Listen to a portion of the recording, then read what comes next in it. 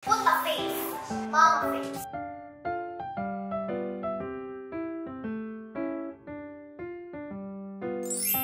This vlog is in partnership with Korea Tourism Organization Manila and Busan Tourism Organization.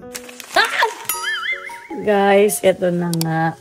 Our first day na work talaga. Kasi, akala ni vacation kami dito. Work talaga kami dito. Workation kami dito. Pero, inuna namin ang vacation dahil birthday nga ni Papang. So, ngayon, kasi hindi kami mapapagod, lalo na pag Korea pupuntahan. Kasi makikita na namin ang beauty ng Busan. Excited ako makikita ng mga zombie. Zombie ng Busan. Ano ang tawag din doon? Train to Busan. Pero magbabas kami to Busan kasi baka naman delikado pag mag-train, no? Baka may mga zombie. Kaya magbabas tayo. Kaya ang Korea talaga, hindi lang Seoul. Meron silang Busan, meron silang Jeju. Actually, ang buong Korea talaga is talagang tourist spot destination. Thank you so much, KTO, for making it possible na madala ko ang family ko, pati na glam team ko dito sa Korea. We're going to the bus kasi kanina pa kami naghihintay dito, guys. So, kumante lang kami dito sa convenience store. And as you can see, guys, we're putting all the luggages in the bus. May mama na feeling maganda. Guys, as you can see, guys, everybody's helping out because kailangan natin mabilis kasi Magagalit yung may-ari. hindi. Guys, mag-withdraw ko guys kasi para ma-feel namin na kunwari may million kami. Kasi 40,000, 1 million dito. The best. Okay guys, see you. Hi. 감사합니다. I'm Johnny. Hello, Miss Johnny. Mr. Johnny. Guys, si Miss Leah ng ating KDO. At Mr. Johnny, yes papa. Eating sugar, no papa. Selling lies, no papa. Siyang aming tour guide dito sa Korea. 감사합니다. 감사합니다. Okay. Today is a long day. Yeah, today is a long day. Seoul to Gyeongju, it takes us 4 hours. What's your name, sir? My name is Johnny. Yes, papa. Eating sugar, no papa. Just kidding, just kidding. Yes. And welcome to Korea. And I know you have been here since 10th of October, right? Yeah. Yes. Did you enjoy? Super enjoy, and we have a lot of baggage. Is Melai, you're from Manila? From Uruguay. Look like from Uruguay. From Manila, the family from Manila. I've only been to Cebu. Ah! Yeah, last year. There's so many Cebu. The Cebu.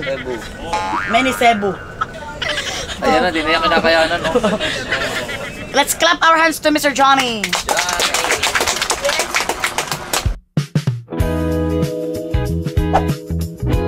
Guys, eto na nga. We're going and up in our voices. We're gonna be cold and magkuhan kami guys. Magla-lunch kami dito guys for this moment of time kasi Lunch kami dito, guys, para kumain. malamang. Pero ito yung nila parang stopover nila pag kumakain sila, service area daw to. Pero walang gasolinahan. Sa atin may gasolinahan kasi sa SLEX, di ba? So ito yung tinapakita. Ay, may gasolinahan pala. Oh. Ayan. So, andun yan kami mga tindahan. Punta tayo, kakain tayo, guys. Let's go! Let's go, guys! Eat us! Kain tayo. Guys, namimili kami ganito kasi pilihan sa kanila sa kanila, oh. Parang ref. Me is this. This one.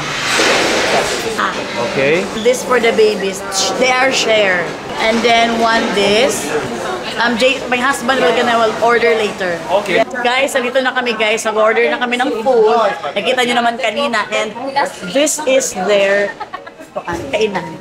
So, pwede ka rin pamain sa labas. Ito ang kanilang parang stop here. Parang SLEX natin. Parang mga gasolina.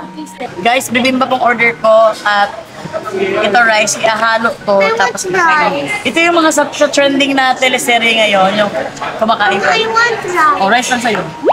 Okay, kimchi. Wow, this is good! Mababuhay talaga mga anak ko nito kasi kimchi lang sapat na. Okay, let's eat. Hi guys, kain tayo guys. So sweet.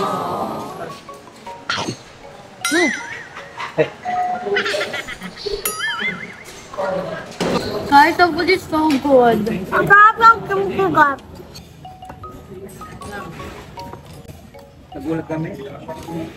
Guys, quick reminder guys, huwag kayong mag-video-video na nakakita yung ibang tao kasi privacy nila yun. Kung gusto nila na hindi sila makita, Ako naman, kami sa Pilipinas guys, kung masaya ako, kunwari nag-video si Taylor Swift, tapos kita ko, ako masaya kami. Gagano ko sa likod. Kaya dito, that's privacy. Pero sa Pilipinas, sige lang, dali, kahit nakahubad. Hindi naman lahat dito sa Korea ka. May iba na wala lang din.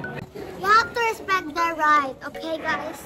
Ay, so sa Korea, nakalagay clean as you go. Yes. So, dapat ilalagay namin yung food namin na wala ng pagkain. Ilalagay namin sa return tray.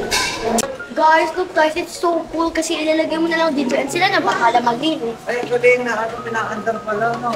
Bye-bye! Ay, pinaandar? Galing. Hi guys. Kinaandar oh. Gusto ko sana kayo sumabay. Hi kayo. Alam nyo ba guys, sabi nila itong lugar na ito ay nababalot ng... Makaswang. Adoy ba? Tayong aswang. This is Gyeongju National Museum. Ito ang Museum of Gyeongju. So huwag tayo maingay dito. And then dito daw... Lakas mo ng boses mo. Sorry. Andito lahat ng mga ancestral, mga nakaraan ng Korea ng Gyeongju. And free admission lang daw to. Makikita natin yung mga past, mga history.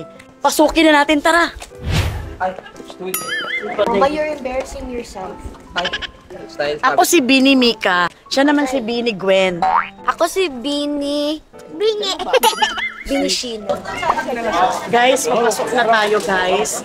Dito na ako nakakita na museum na walang front desk. Tingnan natin kung ano nasa loob. Let's go because meron naman tayo 30 minutes dito.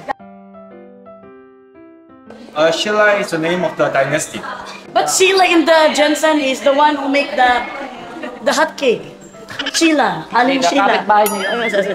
Sheila and Goryeo and Joseon and Korea. Joseon was our last dynasty.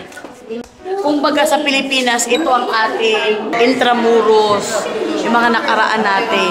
Makikita natin dito guys, yung mga ginagamit nila noon, kung paano sila nag-survive yung mga Koreans dati. Yung mga pinapanood natin yung mga period nila dati, grabe pala talaga yung mga ginagamit nila. Hindi yung dugo. Period nila yung mga long time ago. Yung mga kutsilyo nila, bakit pala yung mga kutsilyo. Guys, tingnan nyo guys, yung wala pa silang hammer, ito yung ginagamit nilang hammer. Guys, look guys, there's different kinds of pots. Pots, ito yung mga nilulutuan nila. Ginagawa nila ng kimchi. Guys, pinagdikit-dikit nila ang mga bato, guys. Pero ito talaga yung pinagagamit talaga nila. Nakaka-amaze kasi, ang sisipag kasi nila, guys. Let's go.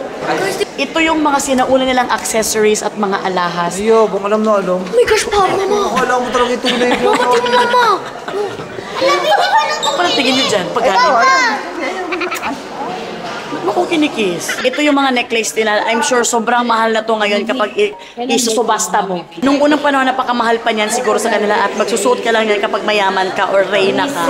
Ito talaga ang pinaka-importante dito sa Gyeongju Palace. Sabi ni Mr. Johnny, yes, Papa. But this is a real gold.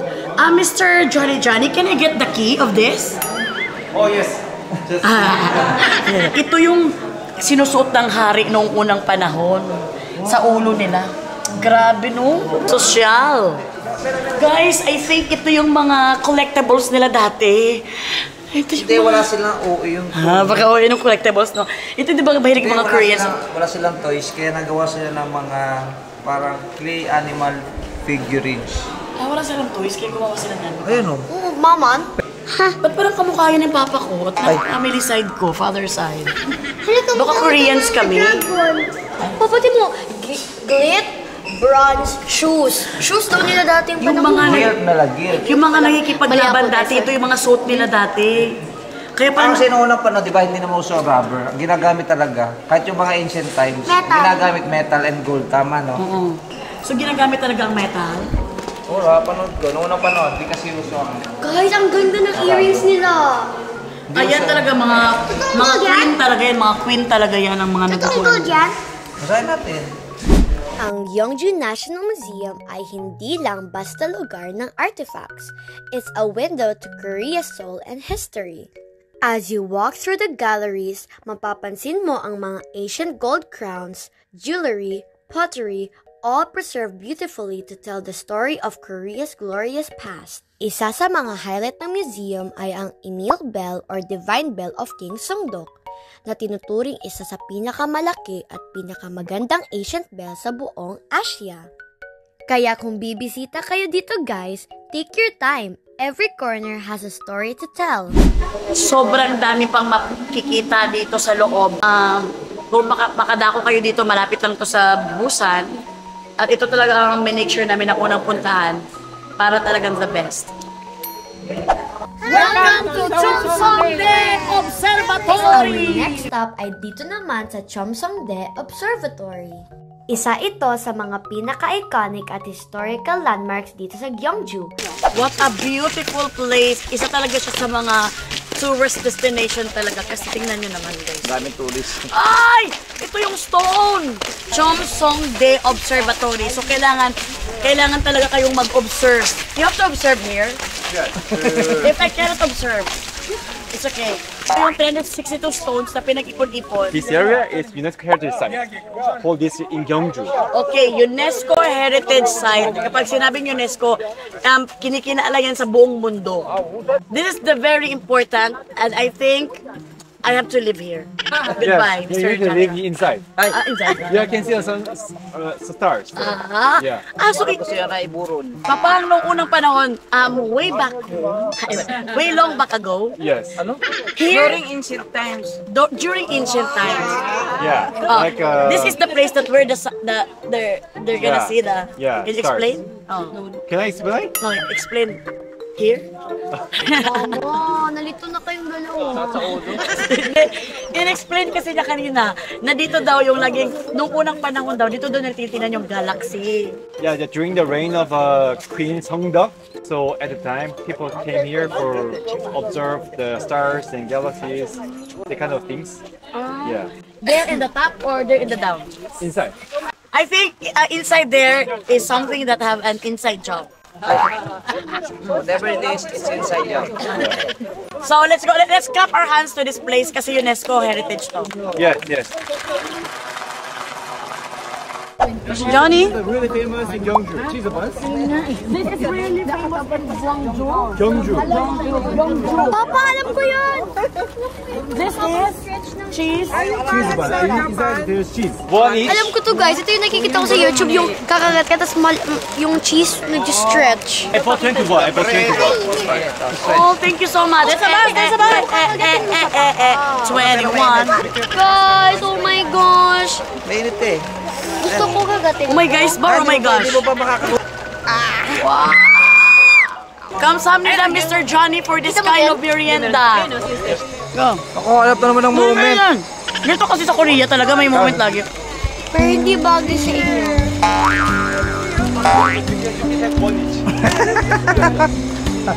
Wait lang, ipapahaba ko pa siya.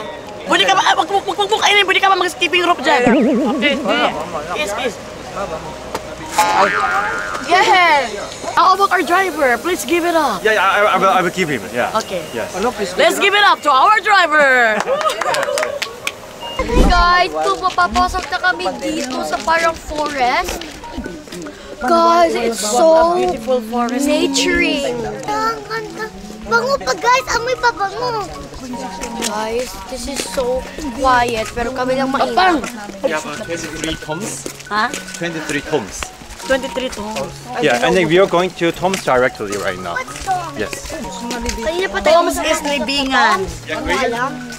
Uy guys, sobrang ganda talaga guys. Yung nakikita namin ay napakaganda kaysa nakikita nyo. Wow. Ang haba naman ng puno na to. Dito kasi daw ang mga libingan ng mga king and queen. So, this is the first talaga na lugar na pinagstayan ng mga Koreans na mga king and queen ng mga noong unang panahon. Hindi yung mga soul. Para kaming nasa gitna ng forest talaga noong mga unang panahon ng Korea. I have a peace of mind na nandito ako. Guys, ang swerte daw natin kasi minsan daw ang pila dito is 1 hour. Our next stop naman ay dito sa Derong One Ancient Tomb Complex, isa sa mga preserved historical sites dito sa Gyeongju, the ancient capital of the Shilla Dynasty. Dito sa kanila, ang libingan ay aesthetic pa rin, parang very Korean pa rin, K-drama pa rin. Pero alam nyo ba guys, ang bawat burol na yan ay libingan ng mga hari, reyna at maharlika noong panahon ng Shilla Dynasty. Yes guys, dito mo makikita ang mga royal tombs ng mga hari, reyna noong panahon na yan. Ang Derong Won ay hindi lang basta park. Isa itong living museum na nagkikwento ng karangyaan, tradisyon at kultura ng mga unang Koreano. So kung gusto mo maramdaman ang vibe ng Shilla Dynasty at makita kung gaano kayaman ang kultura ng Gyeongju, Derong Won Ancient Tomb Complex is definitely a must-visit spot. Guys, ito na, magdi-dinner na kami at libre sa amin ng KTO for this trip. Ano yung mga bata nagbibihis pa sila, mauna na ako kasi gutom na ako. Kanya-kanya na to. Iniwala na kami ni Mama na una na si Mama. Maybe because we are the part of the family. Tapos siya Ay, yung hindi. pagkakap.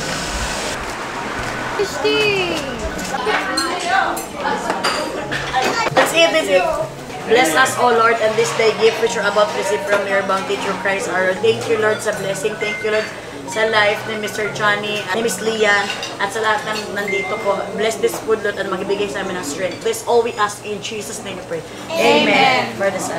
Guys, ang sarap ng food! Samahan nyo kaming kumain. Let's go!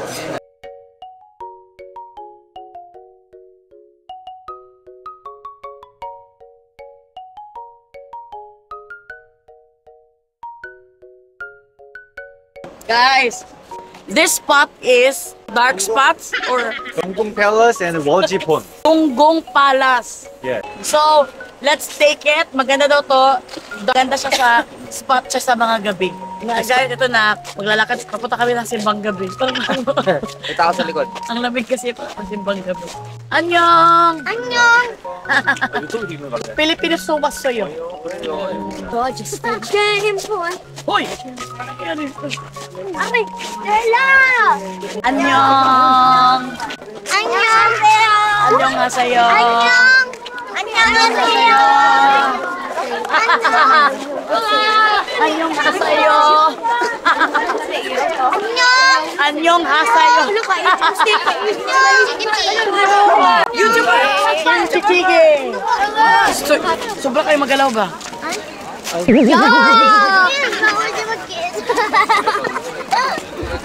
Ay nako, thank you so much Mr. Johnny. Eating sugar. No, Papa! Tell me lies. No, Papa! Tell me lies, tell me lies. Telling lies, tell me lies. Johnny, Johnny, yes, Papa! Eating sugar, no, Papa! Tell me lies. No, Papa! Home in your mouth. Ha, ha, ha. Mr. Johnny, can we ask you a question? Who is the singer of Johnny, Johnny, yes, Papa? No. Welcome to Donggong Palace and Bulji Pond, one of the most iconic historical landmarks here in Gyeongju. This place was originally built during the Shilla Dynasty around the 7th century. Noong unang panahon daw, dito daw talaga ginaganap yung mga, sila mga jangyum, sila mga jumong, dito daw ginagawa talaga yung mga banquet nila. Banquet is the bangko.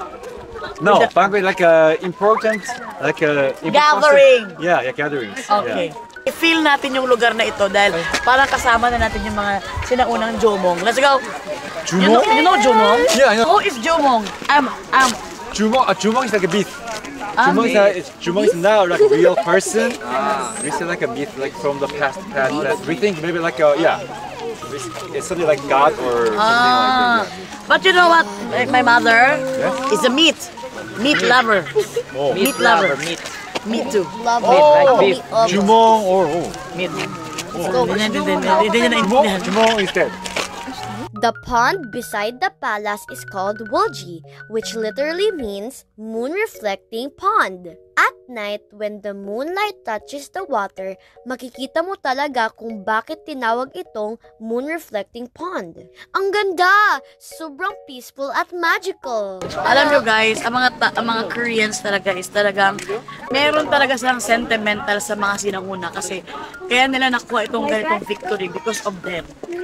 Kaya hindi nila kinakalimutan at inaalay nila ang present life nila to their ancestrals. So, Ancestor! wow! Oh my God, it's Beshi! Look at this! Beshi! It's a very beautiful place. Maganda siya kasi, alam mo bakit maganda siya? Meron siyang reflection. The reflection of the trees towards the river. And towards us. Ay. Donggong Palace and Wolji Pond is one of the most visited attractions in Gyeongju. Kapag pumunta ka dito during the day, makikita mo yung beauty ng nature at architecture na magkasama. Kaya kung pupunta ka sa Gyeongju, don't miss this spot. It's one of the most romantic and historical places in all of Korea. I hope na ma-experience nyo rin to pag pumunta kayo dito sa Korea kasi so much, marami pa kayong mapupuntahan talaga. Lalo na tong Gyeongju. Ang dami talaga mga UNESCO heritage park. Kaya, what a beautiful place is it. Nothing compares. Nothing beats Jetsu Husband.